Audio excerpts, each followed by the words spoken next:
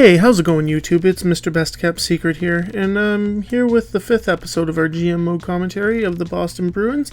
We're 21-3-2 at this point, and it's the first day of December, so we're going to be pushing to even further our distance between the Eastern Conference, which we are second in, behind Philadelphia, and Pittsburgh's hot on Philadelphia's trail for that lead in the Eastern Conference. So we're going to have to keep going and playing the way that we are if we want to get that President's Trophy. And as you can see, there's Winnipeg in last place in the Eastern Conference, and Ottawa sneaking into the 8th spot, and the Islanders are in 41 points in the 7th spot despite trading John Tavares. And in the Western Conference it looks like that, with Detroit and LA leading with 48 points apiece. And just to go over the top leaders in goals and assists. For assists, Patrice Bergeron was on our team. He was leading on our team in assists, but since we traded him, he's been in the New York Islanders uniform, and now he leads the league with 30 assists. And nope, we're not up there for any of those ones, but it's a full team game. That's what I like about it. And for wins, we're definitely up there with Tuukka Rask as the #1 winning goalie in the NHL, but he has also played quite a few games. And for points, we don't have anybody up there just yet. David Krejci does have 34 points, so he should be up there soon. And for save percentage, we do not have anybody up there right now, but for goals against average, we still don't have. Tuukka Rask still isn't up there. But I looked in the last video in the comments, and you guys thought that we should definitely improve our 4th line. So I'm just going to go to the lines just to see what we're dealing with here. So we got Bork and Pandolfo on our 4th line with Paille. I definitely agree with getting a right winger that can upgrade Pandolfo. I like Bork there just because he could add a little bit of scoring to that 4th line, but if there's an option to upgrade him as well, we'll definitely do so. And first place we're going to look is in the free agents, because I'm not sure if I want to mess around with trading anybody on this team so far. We are playing really well, and we do have $1.278 million in cap space. So we're going to go down to the players that we can afford. So we got Jason Blake here, Fabian Brunstrom, Alexander Frolov, Jonathan Chichu. He might be a solid addition. His defensive awareness is pretty good. His shot blocking, stick checking is pretty good. Has a decent physical category. He can still play offense with that offensive awareness being 81. Doesn't take a lot of penalties. I think we're going to come back to that. I think he would be a solid upgrade from Jay Pandolfo. And Jason Blake on the left wing. He might be an upgrade from Bork as well. He does have a little bit of offensive ability. So let's just go see what other teams have available to us that they want to trade, and let's see if we can get anybody on the team. Alright, so Anaheim, they're giving away their 1st round pick, which seems to be a high pick. And they're giving away Radek Dvorak, Saku Koivu, and Teemu Selanne. I really like Teemu Selanne, but his salary cap is pretty high, I do believe. Yeah, it's $4.5 million. We would not be able to afford that, which kind of sucks because I would like to see him in a Boston Bruin uniform for the rest of the season. Winnipeg, not giving up anybody. Washington, not giving up what we need. And Vancouver's giving away Nicholas Jensen, which is pretty surprising. 4-star right winger, 19 years old. Could develop into something solid if we play him on the 1st line in our AHL squad. Oh, but we have Kennedy here, who is a 3rd line scoring forward, but he does have a very good defensive category, and he still has room to improve. I really like Tyler Kennedy at this point. I could see him playing on the 4th line for us, absolutely. It depends on his cap number. As we look at his cap number here, it's 1.79, which is a little bit more than what we have available. Or it's just under what we have available, sorry. And we could trade them back. Chris Bork, expensive. I think it would go through like that, but then again, I really don't want to give away a 1st round pick if I'm just getting Kennedy back. I could live with giving them away a bunch of throw-ins. We'll throw in a bunch of picks for them, and let's see if this will go through. Yes, and it went through. Alright, awesome. I'm happy to accept this proposal on behalf of the Pittsburgh Penguins, and let's consider this a done deal. Awesome. So we're going to definitely go to the lineup section, and we're going to get Kennedy in the lineup for the next games. And as we already have him in, and then I think we're going to send Jay Pandolfo down first, just to make sure that we have enough cap room to bring him up.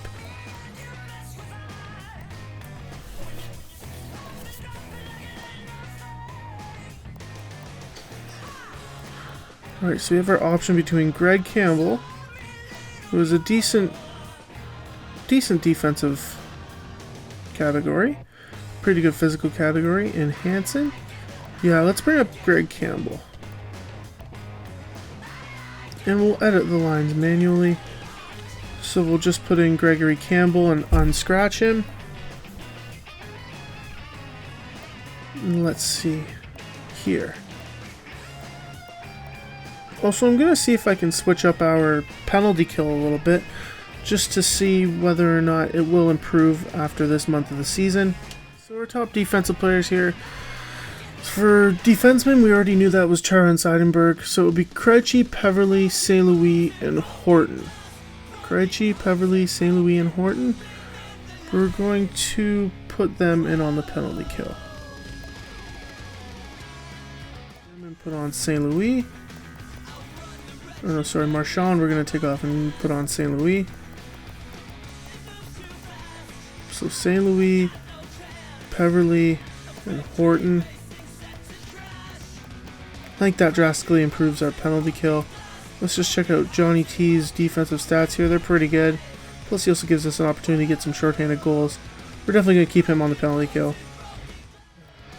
So I'm going to simulate a couple of games here. If Tuukka Rask needs some rest and if he's losing a bunch of games in a row, then we're going to switch him out and put in Mason. So we're already on the 2-game losing skid. I believe we lost from the month before. I think we ended the month on a 3-game losing streak actually.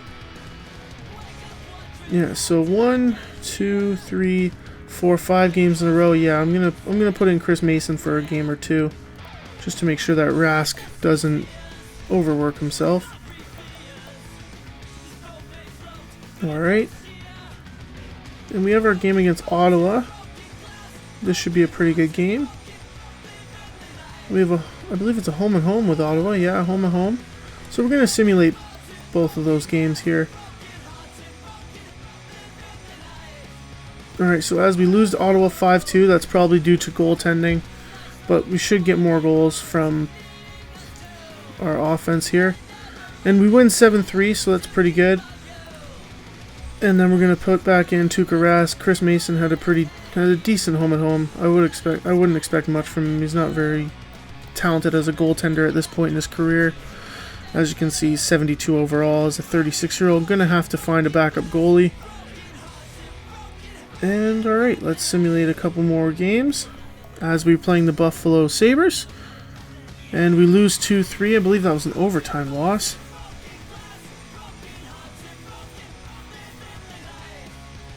And we're playing Chicago now with a pretty similar record. And we lose to them as well. Wow, another 2-game losing streak. It's like all these that long winning streak that we went on. Alright, we won against the Rangers 5-2. That's good. Now the Devils, we win against them. Alright, so we went 2-2 in that last little skid. We're going to definitely need to improve as we have a pretty rough schedule as we play 4 games in 1, 2, 3, 4, 5, 6. 4 games in 6 days.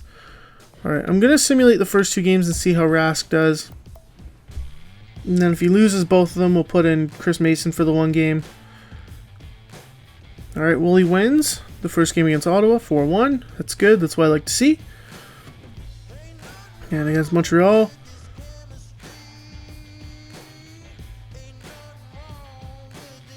hopefully we get the win there, and we lose in regulation 2-1. Alright, so we're going to simulate the game against the Toronto Maple Leafs, but I'm going to do a special sim here. As you know, Boston beat Toronto in that huge collapse that Toronto had in the 3rd period. Yeah, I know. Alright, so we're going to go to goals here. Alright, so we're pretty even in the shots. But now we're gaining on them in the shots. 13-9. Alright, there's a penalty. Alright, nice, they killed it off. Yes, we got a goal. Nathan Horton on James Reimer. in the second period. And as we end the second period, it is now 1-0 Boston. Alright, so there's a power play and they score a power play goal. James Van Riemsdyk. Probably their biggest acquisition in this offseason, or in that offseason Toronto made, which I like. And now we're going into overtime.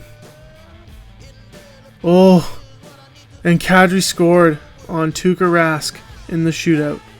And that was the winner. Nazem Kadri beat Tuukka Rask.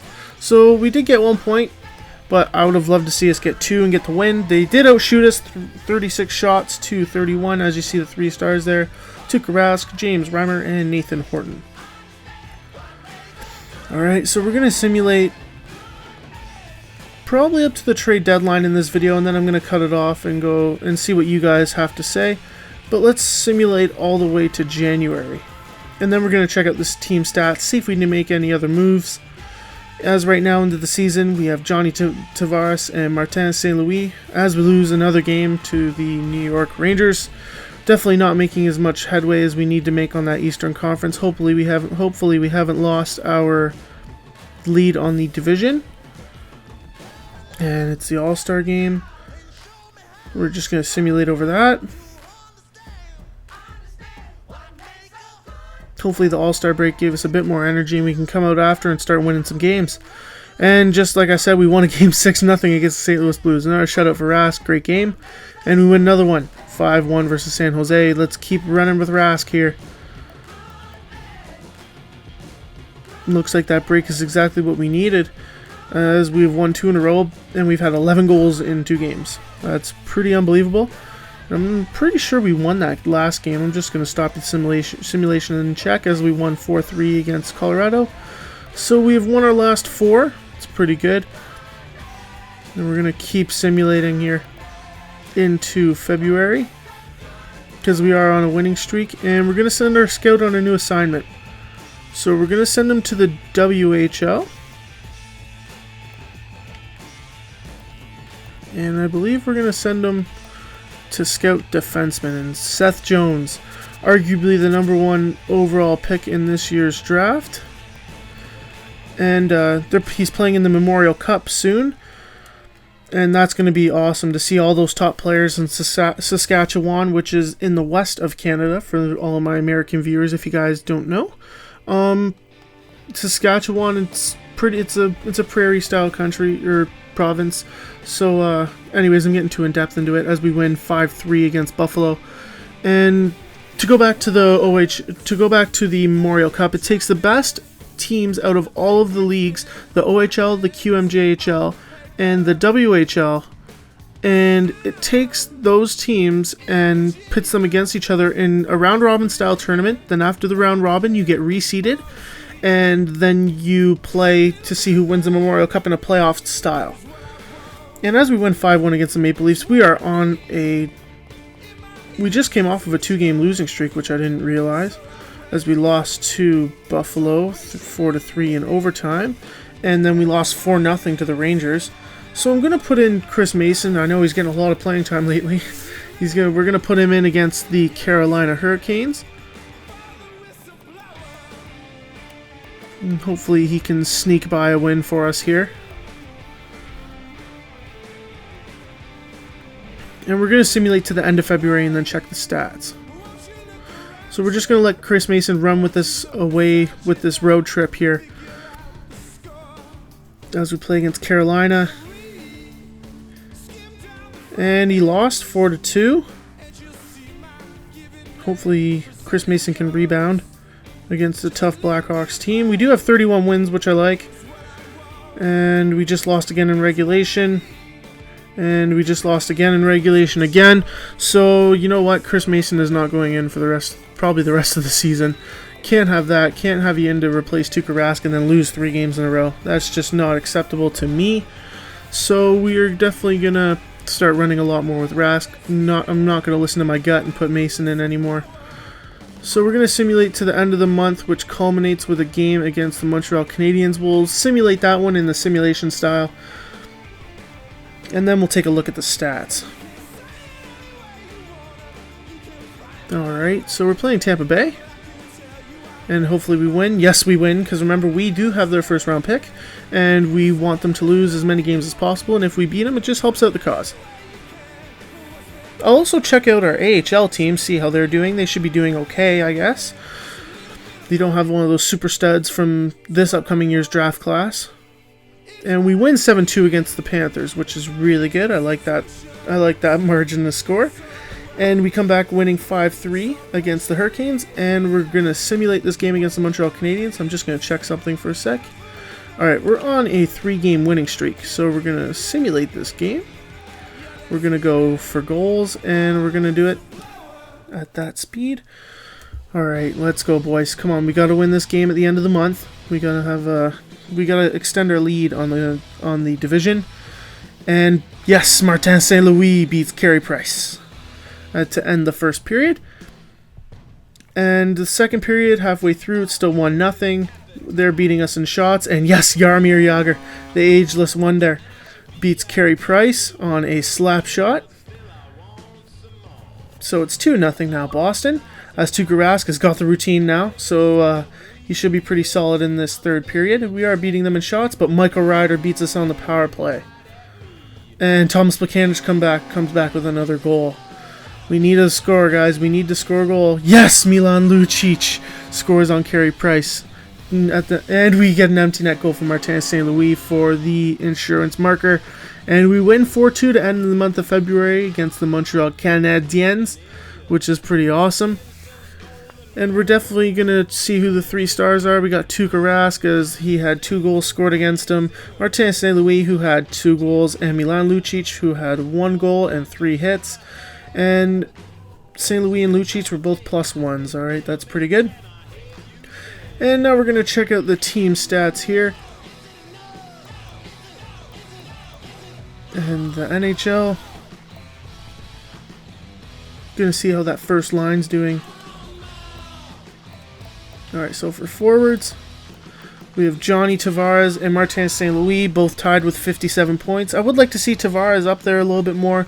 It is okay, though. I like to see how he has 25 goals before the trade deadline, which is pretty good.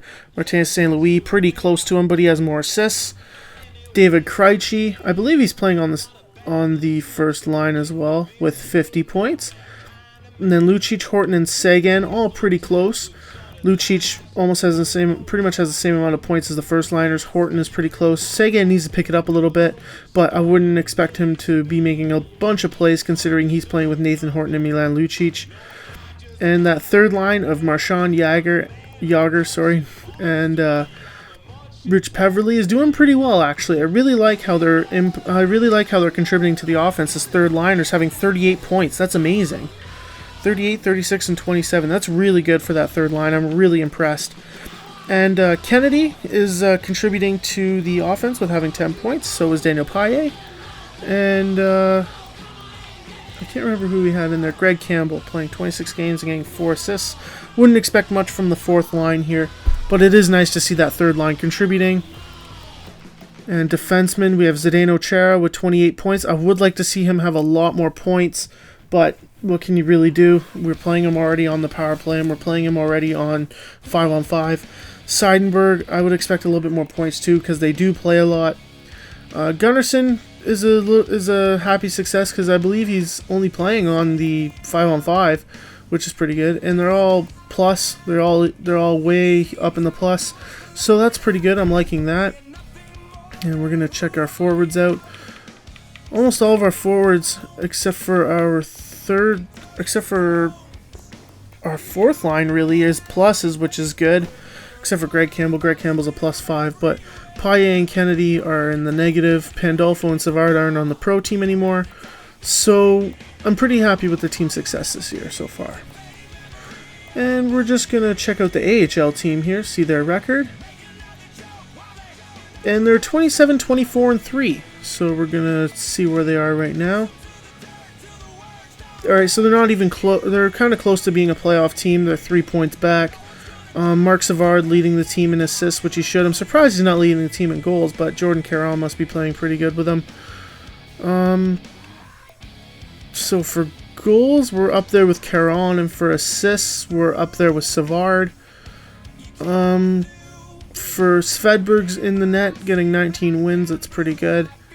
For save percentage and goals against, we're not up there in the AHL.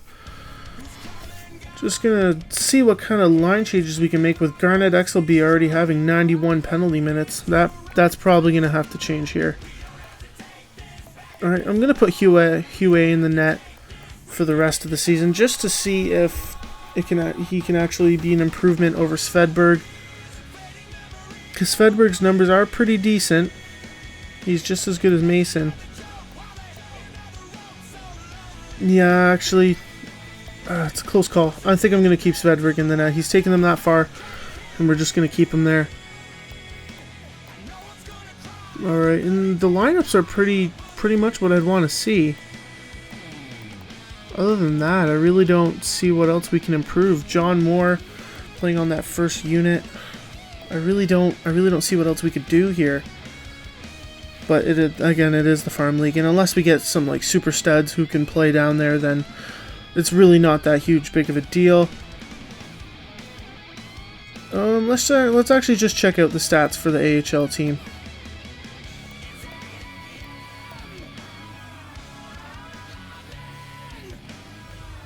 Alright, so for forwards, we have Jordan Caron leading the team, which is actually pretty surprising. I'm liking that. He is also a +7, and it's good that he's getting all this time and playing time and all the points. Because he's a 3.5-star 22-year-old. He could probably make a contribution on our pro team next year if Yager or anyone else decides to retire on that third line. Hopefully his defense improves a little bit just so that he can stay a plus player in the NHL. Mark Savard, over a point-a-game player, which I would completely expect from him. If he isn't, then I'd be shocked.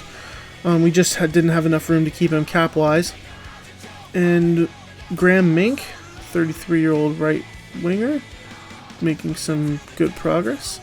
Kaspers Dogovins, left winger, 73 overall. He might be able to make some contributions on the pro team next year if he improves enough.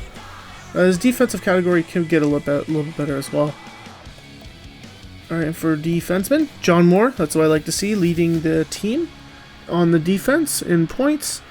His defensive category, like I said, could be a bit better as well. Just checking his stats again just to see what they actually are. But that's pretty impressive though. I'm liking that. And let's continue with the simulation. I believe the trade deadline's right here, so we're going to stop at the trade deadline. And we're going to see who has what available. We're going to switch up the trade block, all that kind of jazz, just so that we can, get some cap space, a little bit more cap space to see what we can do. And also, I want to give you guys opportunities to comment and stuff in the comment section down below to see what we should get and who we should trade for, all that kind of jazz. And with that, our video is over. I will see you all next time. Also, thank you very much for everyone who's been watching my videos. Thank you very much to all my subscribers. There might not be a lot of you right now, but thanks for watching all my videos, and I will see you all in my next video. And this has been Mr. Best Kept Secret, and I'm signing out. See ya, YouTube.